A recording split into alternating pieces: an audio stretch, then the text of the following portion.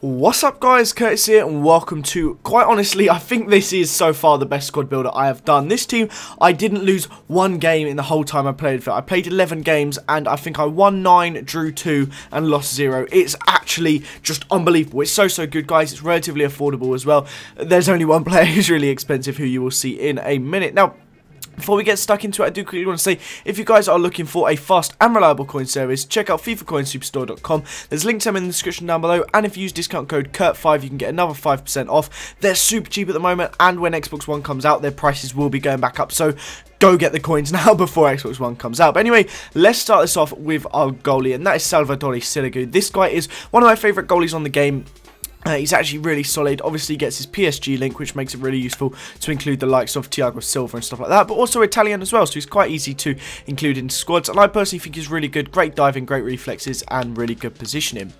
Over into left back now, we have Fabio Coentrao. Now this guy is actually another really solid one. Now between him and Marcelo it's a very close one, but Coentrao for me just seems to be a little bit more defensive and a little bit more conserved for a left back, and at 81 pace, that's he's a pretty solid left back for me.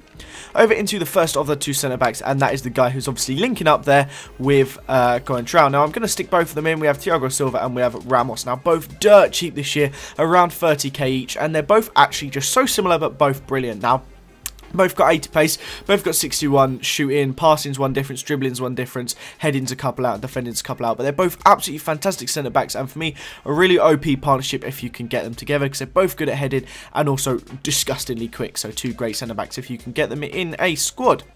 Now in right back we have, he's not on the first page, is Mariano. Now he's right down there. He doesn't have 4-star skills anymore, which for me is a bit of a shame, but still a very solid right back, and I believe if you wanted to, you can actually put any right back in. Maybe they have to be a any French league right back in. Maybe they have to be Brazilian. That might be, I can't remember. But anyway, he's very OP, very quick as well. One of the, I think, the fastest right back in the Liga 1, and very good indeed.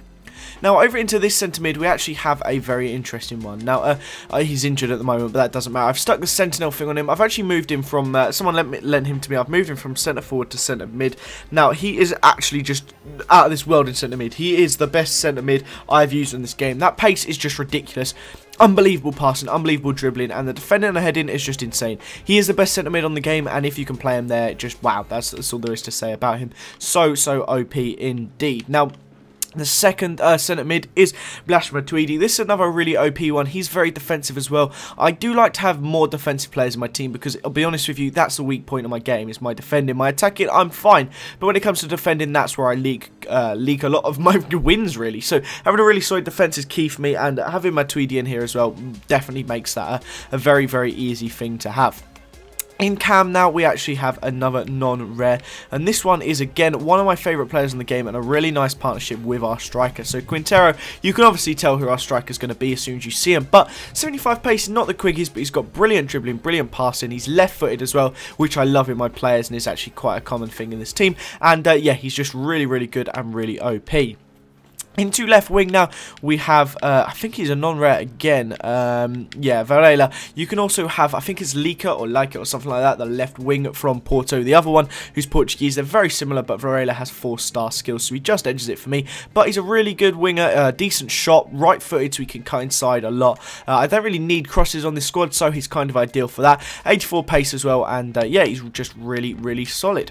Over into the right wing now, we have Lucas. Now this is another one who's very OP. Now obviously he's having his links there with Mariano. I think Van der Veer would actually be the only other right back you could stick there, unless there's any other Brazilians in the Liga 1. But nonetheless, it's a very solid right side there, and Lucas being disgustingly pacey and having the 4-star skills makes it very useful. And then last but certainly not least, we have who is, in my opinion, top 3 strikers on the game, scores just ridiculously good goals, and is just ridiculously good, and that is Jackson Martinez. Now I'm going to put the gameplay on the screen now, because we've got so many goals, just whilst I continue to talk about him and the rest of the team. So I don't know what it is about him. Now I managed to score 19 goals in 12 games with him. I don't know why it's 12 games. Maybe I've used him once before in another, oh, I'm a first owner, I must have used him in another squad, but he's just so good. 4-star skills, 4-star weak foot, high attacking, medium defensive work rate. Now I don't want to say too much about him, because I'm going to do an individual review on him, but it's just it's actually insane just how overpowered this man is. Like, every chance he gets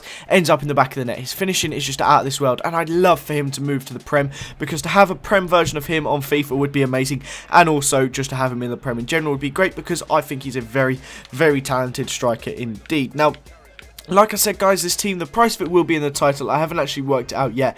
Now, there's places you can cut coins. I mean, you can take Blash Matuidi out, and you can put in his not in form one.